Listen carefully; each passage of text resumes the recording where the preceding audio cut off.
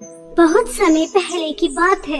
रामपुर नामक गांव में सपना, काजल और दिव्या तीन बहनें अपनी माँ विनीता के साथ रहा करती थी। सपना और काजल तो दिखने में बहुत ज्यादा सुंदर थी, उनकी सुंदरता में कोई कमी नहीं थी। लेकिन सबसे छोटी बेटी दिव्या, वह रंग रूप में सपना और काजल की तरह सुंदर नहीं थी, क्योंकि वह सांवली थी, जिस वजह से सपना और काजल उसका बहुत मजाक उड़ाया करती थी। उसे अपनी बहन नहीं समझती थी। एक दिन सपना और काजल की फ्रेंड का जन्मदिन था और दोनों बहनें सुंदर सुंदर फ्रॉक पहनकर अपने हाथों पर नेल पॉलिश लगा रही थी। तभी वहाँ पर दिव्या आती है और अपनी दोनों बहनों से कहती है, सपना और काजल दीदी, लगता है आप सुमन के बर्थडे पार्टी में जा रही हैं। वह आपकी बहुत अच्छी दोस्त है ना? दीदी, मेरी तो कोई दोस्त ही नहीं है। मेरे रंग रूप की वजह से कोई मुझसे दोस्ती ही नहीं करता और आप भी मुझसे ठीक तरह से बात नहीं करती। मेरा पार्टी में जाने का बहुत दिल कर रहा है। क्या मैं भी आपके साथ आपकी फ्रेंड के जन्मदिन पार्टी में जा सकती हूँ? तूने अपनी शक्ल देखी है? काली कलूटी, ऐसा लगता है जैसे कोयले से अभी निकल कर आई है। और हम दोनों बहन कितनी ज्यादा गोरी हैं, बिल्कुल दूध की तरह। हम तुझे अपने साथ ले जाकर अपनी इंसल्ट नहीं कराना चाहते, इसलिए चुपचाप घर में रहकर घर का काम कर। तू सिर्फ और सिर्फ इसी लायक है, पार्टी या शादी में जाने के लायक नहीं। हाँ काजल, कभी कभी तो मुझे ऐसा लगता है कि माँ हमसे झूठ बोलती है कि ये हमारी बहन है। मुझे तो ये अपनी बहन कहीं से नहीं लगती। माँ भी गोरी, हम दोनों बहन भी गोरे, सिर्फ और सिर्फ यही है काली कलूटी। जरूर माँ हम सबसे झूठ बोलती है, इसे कचरे के डब्बे से उठा के लेकर आई होंगी। ऐसा कहकर दोनों बहनें हंसने लगती हैं। इसी तरह सपना और काजल बेचारे दिव्या का मजाक उड़ा रही थी। उसे बहुत बुरा लगता है और वह रोने लगती है। दिव्या की रोने की आवाज सुनकर विनीता वहां आ जाती है। तभी वह सपना और काजल से कहती है, सपना और काजल, यहाँ पर क्या हो रहा है? दिव्या इतना क्यों रो रही है? जरूर तुम दोनों ने इसे कुछ कहा होगा। चलो जल्दी बताओ, यहाँ पर क्या हुआ है? मम्मी, आपको पता है ये काली कलूटी हमारे साथ हमारी फ्रेंड के बर्थडे पार्टी में जाना चाहती है। अब आप ही बताइए, हम दोनों इतने ज्यादा सुंदर और हम अपने साथ इस काली कलूटी को कैसे लेकर जा सकते हैं? हमारे वहाँ पर कितनी इंसल्ट हो जाएगी। बस हमने इसे इसकी औकात बता दी तो रोने लगी। इसमें हमारी क्या गलती है? हमें तो कोई शौक नहीं है इस काली कलूटी बदसूरत लड़की को अपने साथ ले जाकर अपने इंसल्ट कराने का। क्यों काजल, मैं सही कह रही हूँ ना? हाँ सपना, तुम 100% बिल्कुल ठीक कह रही हो। चल पार्टी में जाने के लिए देर हो रही है। सपना और काजल के मुंह से दिव्या के बारे में यह अनाप शनाप सुनकर विनीता को बहुत गुस्सा आता है और वह दोनों को जोर जोर से थप्पड़ मारती है और उनसे कहती है, सपना और काजल, तुम दोनों इसकी बड़ी बहन हो और तुम बड़ी बहन होकर दिव्या के साथ ऐसा बर्ताव करती हो। मुझे बिल्कुल भी अच्छा नहीं लगा। मैंने तुम्हें यह संस्कार तो नहीं दिए कि अपने से छोटों को इस तरह से अपमान करो। देखो, अब तक जो भी तुमने दिव्या के साथ किया उसे मैं बदल तो नहीं सकती, लेकिन अब मैं दिव्या के साथ कुछ गलत होने नहीं दूंगी। तुम्हें अच्छा लगे या बुरा, तुम दिव्या को अपने साथ अपनी फ्रेंड के बर्थडे पार्टी में लेके जाओगी। अगर नहीं लेके गई तो मुझसे बुरा कोई नहीं होगा, समझ लेना। अपनी माँ के कहने पर काजल और सपना दिव्या को अपने साथ अपने फ्रेंड के बर्थडे पार्टी में ले जाने के लिए तैयार हो जाती हैं। तभी दिव्या अपने लिए एक सुंदर फ्रॉक निकालती है, उसे पहनती है। उसके बाद लिपस्टिक लगाती है, हाथ पर नेल पॉलिश लगाने लगती है। दिव्या को नेल पॉलिश लगाते हुए देखकर तभी सपना और काजल हंसने लगती हैं। सपना, देख तो ये काली बंदरें किस तरह से तैयार हो रही है। चाहे कितनी भी अच्छे से तैयार हो जाए, लेकिन लगेगी तो ऐसी की ऐसी ही जैसी है। काली कलूटी बदसूरत हमारी तरह सुंदर तो नहीं हो जाएगी। और ये देख सपना, इसके काले हाथों पर ये नेल पॉलिश कैसी लग रही है और लिपस्टिक तो ऐसी लग रही है जैसे किसी बंदरिया ने लगा ली हो। काजल यार सोच, जब ये बदसूरत लड़की हमें ऐसी लग रही है तो हमारी फ्रेंड हमारा कितना मजाक उड़ाएंगे। लेकिन माँ ने कह दिया तो इसे लेकर भी जाना पड़ेगा। मुझे तो बहुत गुस्सा आ रहा है। पता नहीं इस काली कलूटी से हमारा पीछा कब छूटेगा। चलो, बहुत देर होगी तुझे तैयार होते हुए। ये नेल पॉलिश मुझे दे, सुंदर तो नहीं हो जाएगी तो इसे लगाकर। ऐसा कहकर सपना दिव्या के हाथ से नेल पॉलिश छीन कर रख देती है और उसे नेल पॉलिश नहीं लगाने देती। दिव्या फिर भी खुश होकर उनके साथ बर्थडे पार्टी में जाने के लिए तैयार हो जाती है। तीनों बहन पार्टी में चली जाती हैं। तभी दिव्या को देखकर काजल और सपना की फ्रेंड हंसने लगती हैं और उनसे कहती हैं, अरे यार सपना और काजल, तुम्हारे साथ ये काली कलूटी काली बंदरिया कौन है? आज से पहले तो हमने तुम्हारे साथ कभी इतनी काली और बदसूरत लड़की देखी नहीं, फिर आज तुम अपने साथ किसे लिए घूम रही हो? वैसे तुम्हें इतनी शानदार पार्टी में इसे लेकर आना नहीं चाहिए था। हमारी पार्टी में ग्रहण लग गया। छोड़ ना यार, अच्छा हुआ अपने साथ ऐसी काली कलौटी लड़की को लेकर आ गई। अब हमारी पार्टी पर नजर लगने से बच जाएगी। समझ लेंगे कि काला टीका यहाँ आकर खड़ा हो गया। वैसे सपना और काजल, तुम्हें काला टीका मिला कहाँ पर है? वो अरे नहीं यार सोनम, तुझे तो पता ही है कि हम दोनों बहनें कितनी अच्छी हैं। ये हमारी नौकरानी की बेटी है और ये कभी पार्टी वगैरह में गई नहीं। हमें लगा चल तेरी पार्टी तो कितनी बड़ी होने वाली है, इसे वहाँ लेकर चलते हैं। बस इसलिए अपना बड़ा दिल कर इस काली कलौटी बदसूरत लड़की को अपने साथ लेकर आ गए। बस यही बात है और तो कुछ नहीं। ठीक है, जब तुम अपनी नौकरानी की बेटी को इस पार्टी में लेकर ही आ गई हो तो अब कर भी क्या सकते हैं। वैसे तुम्हें अपने नौकरों को इतना सर पर चढ़ा कर नहीं रखना चाहिए, इसे कहीं दूर बिठा दो। ऐसा कहकर सोनम वहाँ से चली जाती है। सोनम के जाने के बाद सपना दिव्या को जोर से थप्पड़ मारती है और दिव्या को बाहर ले जाती है और उससे कहती है, दिव्या की बच्ची, देखा तूने किस तरह से सभी फ्रेंड्स हमारे ऊपर हंस रही थी। अब तो चुपचाप यहाँ रहकर हमारा इंतजार करना जब तक पार्टी खत्म नहीं हो जाती। बहुत शौक था ना तुझे पार्टी में आने का, और खबरदार माँ से अगर तूने हमारी शिकायत लगाई। सपना, तूने देखा किस तरह से सब हमारे ऊपर हंस रहे थे, हमारी कितनी इंसल्ट हो रही थी। सपना और काजल दीदी, वह सब लड़कियां तो मेरे ऊपर हंस रही थी, मेरा मजाक उड़ा रही थी, मुझे काली कलौटी बदसूरत कह रही थी। इस सब में तुम्हारी इंसल्ट कहाँ हो रही थी? दीदी, आज से पहले आपने मेरा कितना मजाक उड़ाया, मुझे इतना बुरा कभी नहीं लगा। लेकिन जब आपने मुझे उनके सामने अपनी नौकरानी की बेटी बताया, मुझे बहुत दुख हुआ। आज से पहले इतना दुख मुझे कभी नहीं हुआ। आप पार्टी में जाइए, मैं यहाँ बैठकर आपका इंतजार कर लूंगी और माँ से भी कुछ नहीं कहूँगी। ऐसा कहकर दिव्या रोने लगती है, लेकिन सपना और काजल दोनों बहुत ही कठोर स्वभाव की थी। उन्हें दिव्या के आंसुओं से कोई फर्क नहीं पड़ता और वह उसे इतनी तेज गर्मी में बाहर धूप सड़क के किनारे अकेला छोड़कर पार्टी में चली जाती हैं। उनके जाने के बाद दिव्या फूट फूट कर रोती है। मुझे कोई भी दोस्ती करना पसंद नहीं करता, सिर्फ मेरे काले रंग की वजह से। और मेरी बहनें भी मुझे अपने साथ कहीं नहीं लेके जाती। माँ के कहने पर मैं पार्टी में लेकर आ तो गई, लेकिन मुझे यहाँ से भी बाहर निकाल दिया। सब मेरे काले रंग के ऊपर कितना हंसते। अगर ऊपर वाले मुझे तो थोड़ा सा गोरा बना देता तो कितना अच्छा होता। मेरी भी कितनी सारी फ्रेंड्स होती, मैं भी पार्टी में एंजॉय किया करती। लेकिन मेरी किस्मत में तो ऐसा कुछ भी नहीं लिखा। लगता है मैं तो सिर्फ और सिर्फ लोगों के ताने खरी खोटी बातें सुनने के लिए ही पैदा हुई हूँ। मुझे तो पता नहीं कि आखिरी बार खुशी कब मिली होगी। ऐसा कहकर दिव्या बहुत रोती है। तभी उसे किसी और की भी रोने की आवाज आती है। दिव्या वहाँ जाकर देखती है तो एक पेड़ रो रहा था। तभी वह पेड़ दिव्या से कहता है, मुझे बहुत तेज प्यास लगी है, मुझे इतनी गर्मी में कोई पानी पिलाने वाला नहीं है। मैंने काफी समय से पानी नहीं पिया, क्या तुम मुझे पानी पिला सकती हो?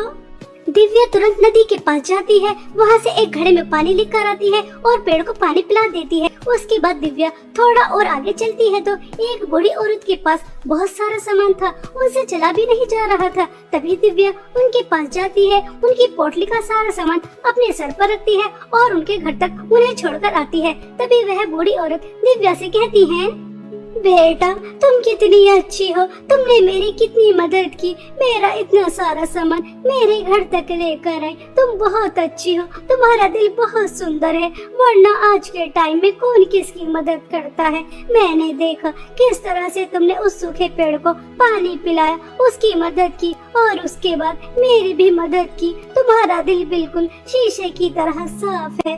मगर बेटा तुम इतनी उदास क्यों हो? अम्मा जी, सब मेरे काले रंग का बहुत मजाक उड़ाते हैं। मेरी बहनें भी मुझसे प्यार नहीं करती, बस इसी वजह से उदास हूँ।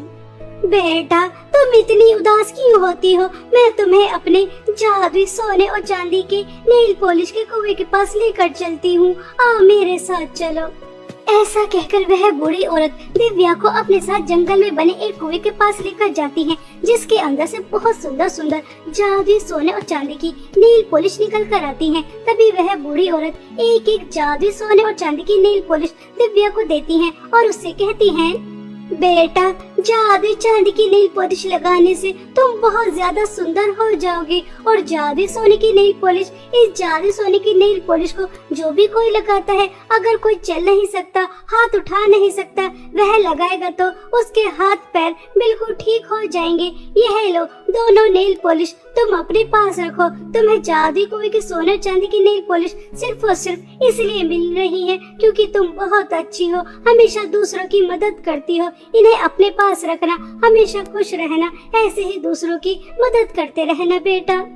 दिव्या जैसे ही वह जादुई चांदी की नेल पॉलिश लगाती है तो वह बहुत ही ज्यादा सुंदर हो जाती है। खुद को इतना ज्यादा सुंदर देखकर वह बहुत खुश होती है और खुशी खुशी घर चली जाती है। घर जाने के बाद दिव्या देखती है कि घर पर तो कोई भी नहीं है। तभी उसे पड़ोसियों से पता चलता है विनीता काजल और सपना के साथ हॉस्पिटल में है। यह सुनकर दिव्या घबरा जाती है और तुरंत हॉस्पिटल जाती है। वहाँ जाकर दिव्या देखती है तो सपना और काजल हॉस्पिटल बेड पर लेटी थी। तभी वह अपनी माँ से कहती है, माँ, सपना और काजल दीदी को क्या हुआ है? बेटा, पार्टी खत्म होने के बाद दोनों बहनें अपने फ्रेंडों के साथ पहाड़ी पर घूमने गईं। तभी वहाँ पर तूफान आया और तुम्हारी बहनें पहाड़ी से नीचे गिर गईं। डॉक्टर कह रहे हैं अब तुम्हारी बहन कभी चल नहीं सकती और न ही अपने हाथ से खाना खा सकती है। उनके हाथ पैर पूरी तरह से टूट चुके हैं। मगर बेटा, तुम अचानक से इतनी ज्यादा सुंदर कैसे हो गई और तुम अपनी बहनों को छोड़कर कहाँ चली गई थी? माँ, मुझे पार्टी में बिल्कुल भी अच्छा नहीं लग रहा था। सब मेरे काले रंग का मजाक उड़ा रहे थे, इसलिए मैंने सोचा कि मैं बाहर चली जाती हूँ। तभी मुझे एक सूखा पेड़ मिला, मैंने उसकी मदद की। एक बूढ़ी अम्मा मुझे परेशान दिखी, मैंने उनकी भी मदद की। तभी उन बूढ़ी अम्मा ने मुझे जादुई सोना चांदी के नेल पॉलिश के कुएं से जादुई नेल पॉलिश दी, जिसे लगाकर मैं इतनी ज्यादा सुंदर हो गई। लेकिन अब आपको परेशान होने की जरूरत नहीं है। सपना और काजल दीदी भी ठीक हो जाएंगी क्योंकि मेरे पास जादुई सोने की नेल पॉलिश है, जिसे लगाते ही बिल्कुल ठीक हो जाते हैं। ऐसा कहकर दिव्या जादुई सोने की नेल पॉलिश सपना और काजल के हाथ और पैरों पे लगाती है, जिसे लगाते ही दोनों बहनें पहले की तरह बिल्कुल ठीक हो जाती हैं। तभी दोनों बहनें दिव्या से माफी मांगती हैं। हमारी प्यारी छोटी बहन, हमें माफ कर दे। हमने न जाने तेरा कितना मजाक उड़ाया और तू कितनी अच्छी है। चाहती तो माँ को सब सच बता देती कि पार्टी में से हमने तुझे बाहर निकाला और हमारे ऊपर हंसती भी कि अब हमारे हाथ और पैर नहीं रहे, लेकिन तूने ऐसा कुछ भी नहीं किया। आज हमें समझ आ गया कि इंसान की सुंदरता उसके चेहरे से नहीं होती, उसके दिल से होती है। तेरा दिल बहुत सुंदर है। बुरे तो हम हैं, बदसूरत तो हम थे जो तेरे इतने सुंदर दिल को नहीं समझ सके। बहन, हो सके तो हमें माफ कर देना। सपना और काजल दीदी, आपको अपने किए पर पछतावा है। बस मुझे इतना ही चाहिए और मैं तो हमेशा से आपके प्यार के लिए तरसती रही। मुझे आप दोनों का प्यार मिल गया, मुझे और कुछ नहीं चाहिए। अब हम तीनों बहनें एक साथ हंसी खुशी रहेंगे। तीनों बहनों का ऐसा प्यार देखकर तभी विनीता कहती है, सपना और काजल, देखा, आज दिव्या के अच्छे स्वभाव की वजह से उसे जादुई सोना चांदी की नेल पॉलिश मिली, जिसकी वजह से तुम्हारे पैर वापस आ गए। इसलिए कहते हैं इंसान के रंग रूप से उसे जज नहीं करना चाहिए, इंसान का दिल सुंदर होना चाहिए। अब तुम तीनों बहनें इसी तरह प्यार से रहना। मैं तुम्हारे लिए स्वादिष्ट स्वादिष्ट खाना बना कर लेकर आती हूँ। ऐसा कहकर विनीता खाना बनाने चली जाती है और तीनों बहनें इसी तरह हंसी खुशी रहती है।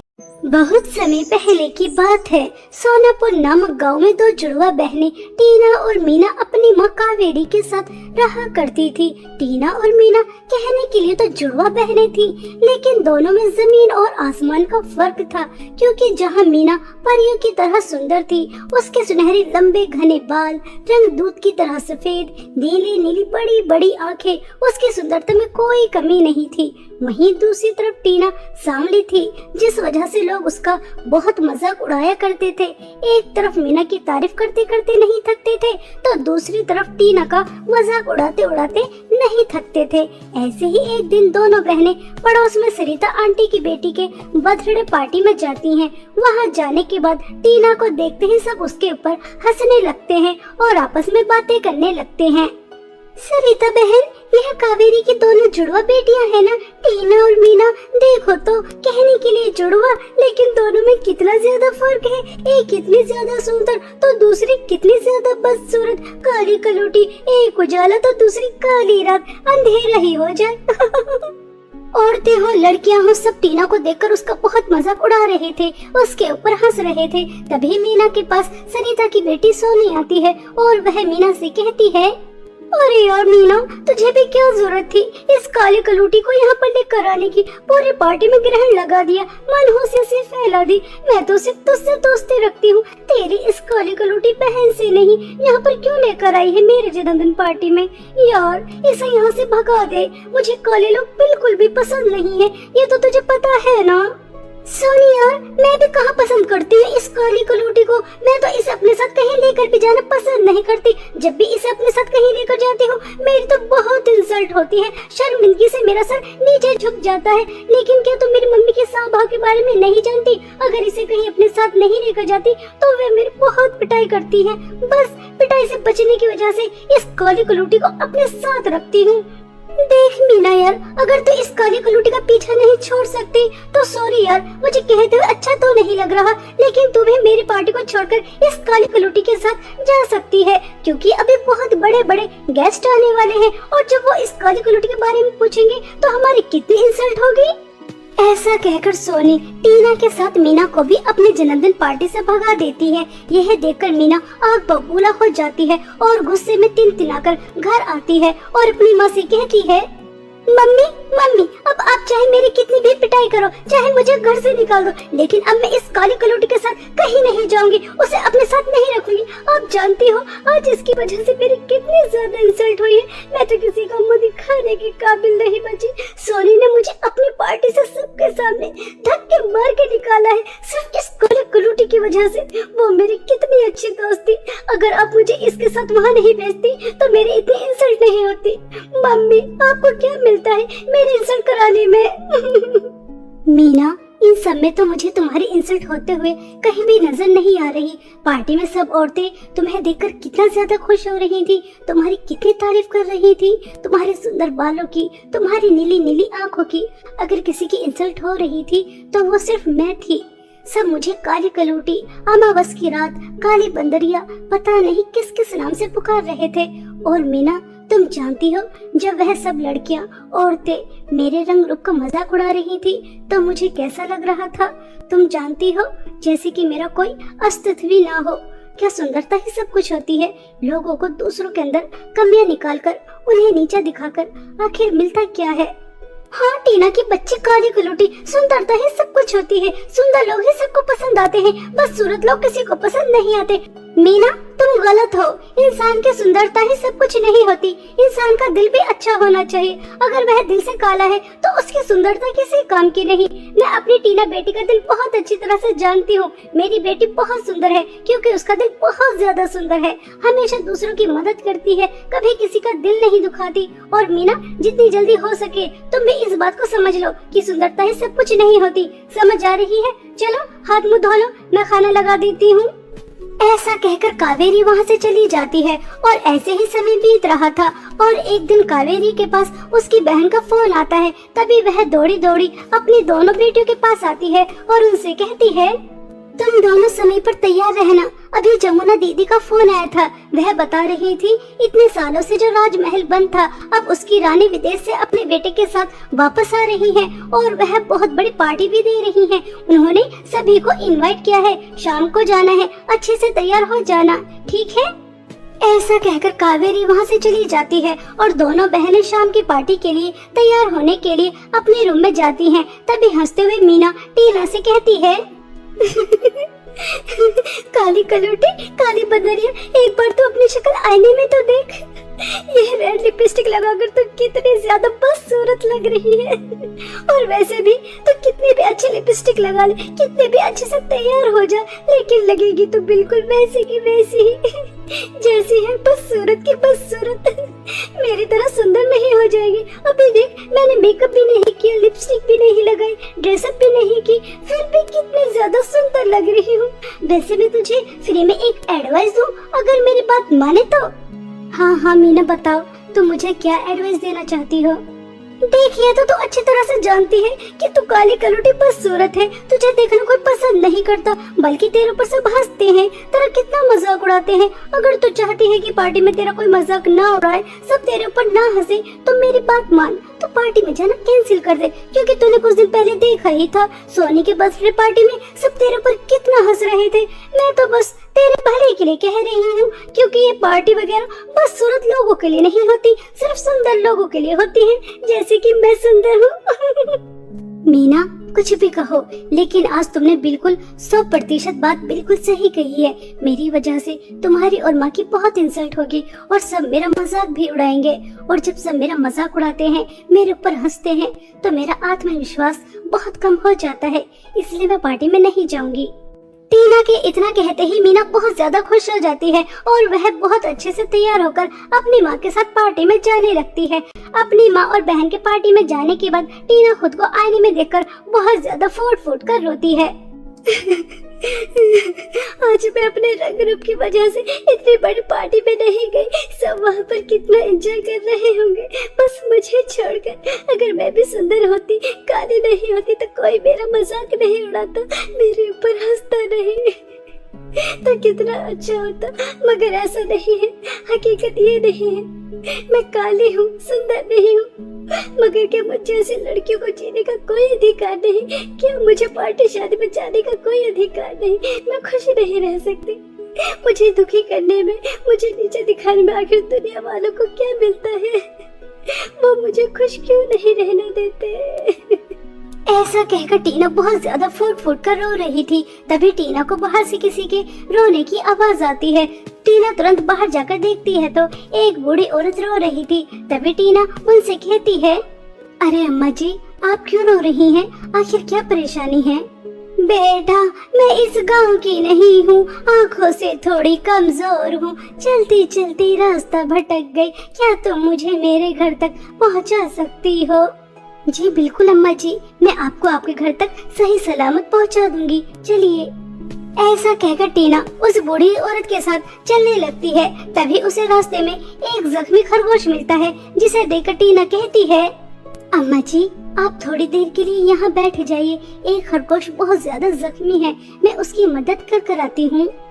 ऐसा कहकर टीना अम्मा को पेड़ के नीचे बिठा देती है और खुद उस खरगोश के पास जाती है और आसपास के पेड़ से जड़ी बूटियां लेकर उस खरगोश के जख्मों पे लगा देती है। वह खरगोश कुछ ही देर में पहले से बेहतर हो जाता है। टीना खरगोश की मदद करके अम्मा के साथ थोड़ी दूर और चलती है तो टीना को एक सूखा पेड़ नजर आता है और उसके आसपास गंदगी भी बहुत ज्यादा थी, जिसे देखकर टीना कहती है, अम्मा जी माफ करना, लेकिन बस थोड़ी देर और। यहाँ पर सभी पेड़ हरे भरे हैं, लेकिन एक पेड़ सूखा हुआ है, लगता है काफी समय से इसने पानी नहीं पिया और उसके आसपास भी गंदगी बहुत है। बस मैं उस पेड़ को पानी पिलाकर और उसकी सफाई कर अभी आती हूँ। ऐसा कहकर टीना अम्मा को एक जगह पर बैठा देती है और नदी से पानी लेकर आती है और उस पेड़ को पेट भरकर पानी पिलाती है और उसके बाद उसके आसपास की सफाई भी करती है। और जैसे ही पीछे मुड़कर देखती है तो टीना की आंखें खुली की खुली रह जाती हैं, क्योंकि जो टीना के साथ अम्मा थी वह एक सुंदर परी के रूप में आ जाती है और वह परी टीना से कहती है, टीना तुम बहुत अच्छी हो, सच में तुम्हारा दिल तो शीशे की तरह साफ है। मैं हमेशा परी लोग से पृथ्वी पर घूमने के लिए आती हूँ और ऐसे ही हमेशा की तरह आज भी आ रही थी। तभी मैंने तुम्हारी रोने की आवाज सुनी। तुम अपने रंग रूप को लेकर बहुत ज्यादा रो रही थी। मैं तुम्हारी मदद करना चाहती थी, लेकिन हमारे परी लोग का नियम है, हम कभी भी किसी लालची और बुरे इंसान की मदद नहीं करते। इसलिए मैंने तुम्हारी परीक्षा ली और एक बुढ़िया के रूप में आकर तुमसे मदद मांगी और तुम अपनी परीक्षा में पास हो गई। तुमसे किसी का दुख देखा नहीं जाता। कैसे तुमने खरगोश की मदद की, सूखे पेड़ को पानी पिलाया, अब मैं तुम्हारी मदद कर सकती हूँ। आओ मेरे साथ चलो, मेरे जादुई सोने और चांदी की लिपस्टिक की नदी के पास। ऐसा कहकर परी टीना को अपने साथ जादुई सोने और चांदी की लिपस्टिक की नदी के पास ले जाती है, जहाँ पर एक तरफ जादुई सोने की लिपस्टिक बह रही थी और दूसरी तरफ जादुई चांदी की लिपस्टिक बह रही थी। तभी परी दोनों जादुई सोने और चांदी की लिपस्टिक में से एक एक जादुई लिपस्टिक टीना को देती है और उससे कहती है, टीना 3 बार जादुई सोने की लिपस्टिक लगाओ और 2 बार जादुई चांदी की लिपस्टिक लगाओ और उसके बाद देखना जो जादुई सोना चांदी की लिपस्टिक की नदी की जादुई लिपस्टिक से कमाल होगा। परी के ऐसे कहने पर टीना 3 बार जादुई सोने की लिपस्टिक लगाती है और 2 बार जादुई चांदी की लिपस्टिक लगाती है और देखते ही देखते टीना बहुत ज्यादा सुंदर हो जाती है, बिल्कुल ऐसे जैसे आसमान से कोई सुंदर परी उतरी हो। खुद को इतना ज्यादा सुंदर देखकर टीना बहुत ज्यादा खुश होती है और परी को धन्यवाद कहती है। परी जी, आपका बहुत बहुत धन्यवाद। आप कोई मेरे रंग रूप का मजाक नहीं उड़ाएगा, मेरे ऊपर हंसेगा नहीं, सब मुझसे दोस्ती करेंगे। मैं शादी पार्टी में भी जाऊंगी, दोस्त बनूंगी, एंजॉय करूंगी। अब मैं अपनी जिंदगी को भरपूर जीऊंगी। ऐसा कहकर टीना परी को धन्यवाद कहकर खुशी खुशी राजमहल चली जाती है। टीना बहुत ही ज्यादा सुंदर लग रही थी। जो भी कोई उसे एक बार देख रहा था, बार बार देखना चाह रहा था। कुछ देर बाद रानी सुमित्रा देवी अनाउंसमेंट करती हैं। आप सभी लोग हैरान होंगे कि हम इतने सालों बाद अपने गांव क्यों वापस आए हैं। हम आपको बताना चाहते हैं, हम अपने गांव की सुंदर लड़की से अपने बेटे की शादी करवाना चाहते हैं और जिस लड़की की हमें तलाश थी वह हमें मिल चुकी है। हम वह फ्रॉक में सबसे सुंदर लड़की खड़ी है, उसी से अपने बेटे राजकुमार सम्राट की शादी करवाना चाहते हैं। फ्रॉक में सुंदर लड़की कोई और नहीं बल्कि टीना ही थी। यह सुनकर टीना बहुत ज्यादा खुश हो जाती है और कुछ समय बाद मीना और उसकी माँ को भी पता चल जाता है कि सुंदर लड़की और कोई नहीं बल्कि टीना ही है। कावेरी तो बहुत ज्यादा खुश होती है, लेकिन मीना अंदर ही अंदर जल भूनकर राख हो जाती है और वह टीना से कहती है, तो इतनी ज्यादा बदसूरत थी, काली गलूटी थी, अचानक कितनी ज्यादा सुंदर कैसे हो गई, मुझे नहीं बताएगी? मीना, क्योंकि मेरे पास जादुई सोने और चांदी की लिपस्टिक है जिसे लगाते ही मैं इतनी ज्यादा सुंदर हो गई। अरे वाह, जब ये काली कलूटी बदसूरत इतनी ज्यादा सुंदर हो सकती है तो मैं तो कितनी ज्यादा सुंदर हूँ, और भी ज्यादा सुंदर हो जाऊंगी। मुझसे ज्यादा सुंदर और कोई नहीं होगा और फिर राजकुमार सम्राट से तो मेरी ही शादी होगी, इस काली कलूटी की नहीं। घर जाते ही तुरंत जादुई सोने और चांदी की लिपस्टिक लगा लूंगी, फिर देखना टीना की बच्ची तो कैसे करती है राजकुमार सम्राट से शादी। ऐसा सोचकर मीना अंदर ही अंदर बहुत खुश होती है और घर जाने के बाद तुरंत टीना के पर्स से जादुई सोने और चांदी की लिपस्टिक निकालती है और लगा लेती है। मीना को नहीं पता था कि जादुई सोने और चांदी की लिपस्टिक किस तरह से लगाई जाती है, इसलिए वह गलत तरीके से लगा लेती है और उसको उसके गलत परिणाम भी भुगतने पड़ते हैं, क्योंकि उसे लगाते ही मीना बहुत ही ज्यादा बदसूरत हो जाती है। खुद को इतना ज्यादा बदसूरत देखकर मीना बहुत फूट फूट कर रोती है, लेकिन अब कुछ नहीं हो सकता था। मीना ऐसे ही बदसूरत रहती है और टीना की कुछ समय बाद राजकुमार सम्राट से शादी हो जाती है और वह उसके साथ विदेश वापस चली जाती है और वहां जाकर एक हंसी खुशी जीवन बिताती है।